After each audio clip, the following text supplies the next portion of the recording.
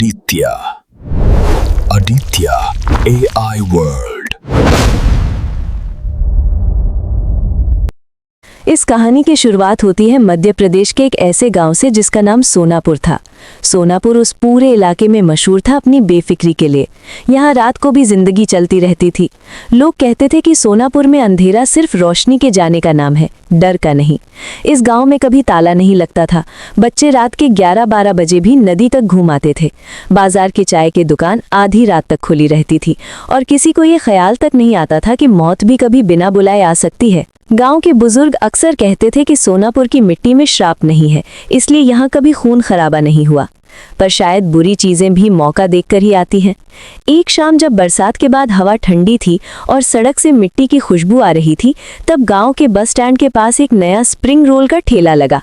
वो ठेला पहले कभी किसी ने नहीं देखा था। ठेला चमक रहा था जैसे किसी मेले से नया नया आया हो। उस पर एक पीली बल्ब लटक रही थी जो हवा में धीरे धीरे हिल रही थी। ठेले के पीछे खड़ा आदमी कम बोलने वाला था।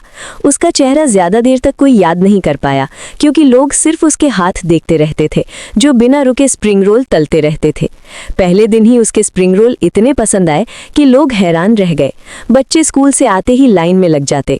बुजुर्ग कहते कि ऐसा स्वाद पहले कभी सोनापुर में नहीं मिला। जब लोग उससे पूछते कि इतना अच्छा कैसे बनाते हो, तो वो धीरे से हंसता और कहता, इसमें नींद भी गिरी हुई है और मेहनत भी। लोग मजाक समझकर हंस देते और फिर से ऑर्डर दे देते। धीरे धीरे वो ठेला सोनापुर की आदत बन गया। रात का खाना ना हो तो भी स्प्रिंग रोल चलेगा। इसी भीड़ को दूर खड़े होकर राघव देखता था।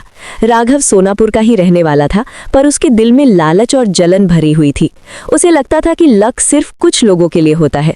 हर रात वो देखता कि कैसे ठेले पर पैसा बरसता है और कैसे लोग बिना पूछे वहां खड़े हो जाते हैं। धीरे धीरे उसके मन में एक सोच पैदा हुई कि अगर ये ठेला उसका होता तो उसे जिंदगी में कभी मेहनत नहीं करनी पड़ती। एक रात जब बरसात थोड़ी तेज हुई और लोग जल्दी घर चले गए, स्प्रिंग रोल वाला आदमी अपने ठेले के पीछे कपड़े बिछाकर सो गया।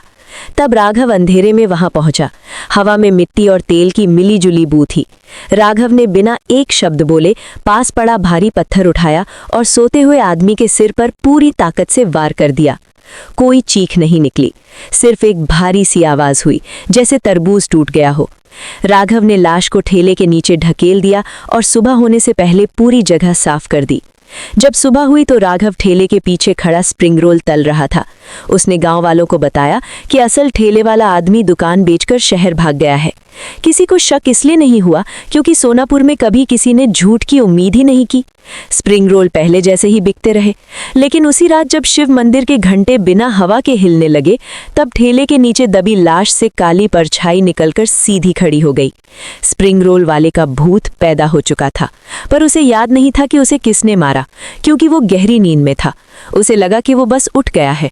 जब उसने अपना ही जिस्म नीचे पड़ा देखा तो उसे समझ ही नहीं आया कि जिंदा और मुर्दा होने के बीच का फर्क क्या होता है। वो पूरी रात गांव में भटकता रहा। लोग उसे देखकर डर के भागने लगे और ये देखकर उसके दिल में दर्द पैदा हुआ। फिर गुस्सा बना। उसने अपने ठेले को किसी और के हाथ में देखा और उसे लगा कि गांव वालों ने उसे धोखा दिया। पहली मौत उस आदमी की हुई जो रात को हंसते हुए स्प्रिंग रोल खा रहा था। उसके बाद सोनापुर की रातों का रंग बदल गया। जहां पहले हंसी थी वहां अब चीखें थीं, जहां पहले रोशनी थी वहां अंधेरा था।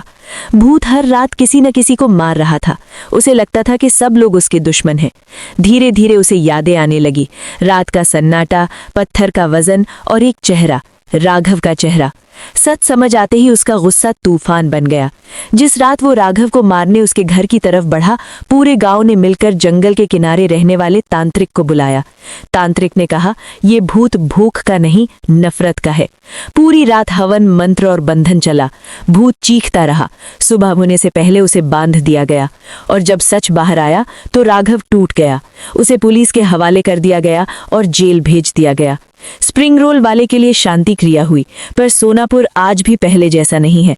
लोग कहते हैं कि अगर कभी रात में तेल में कुछ तलने की आवाज आए तो समझ लेना कि लालच से मरा गया आदमी अभी भी भूखा है।